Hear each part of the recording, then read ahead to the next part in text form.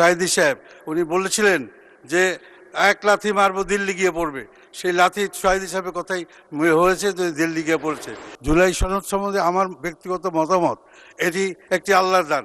আল্লাহ ফাঁসি রেখে সরিয়ে দিয়েছে।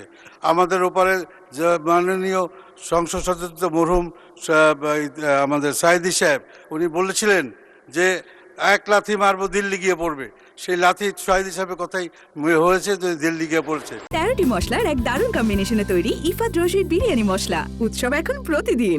এখানে আমাদের আমরা যে করেছি, অনেক কিছু করেছি, যারা আজকে শহীদ হচ্ছেন তাদের জন্য আমরা মাগফিরাত কামনা করি, সত্যি কথা। কিন্তু এই ঘটনাটা ঘটার পেছনে আল্লাহর রহমতই ছিল সবচেয়ে বেশি, কারণ লক্ষ লক্ষ মানুষ রাস্তায় নেমেছে। সব তো ছাত্রদল ছিল না, সব তো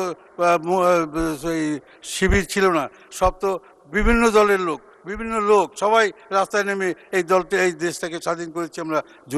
জুলাই সনদ, জুলাই নিয়ে আমি আশা করি আমরা দুই পক্ষ বসে সুন্দরভাবে সমাধানটা করব, সেখানে যেন আমাদের কোনো মতৈক্য না থাকে।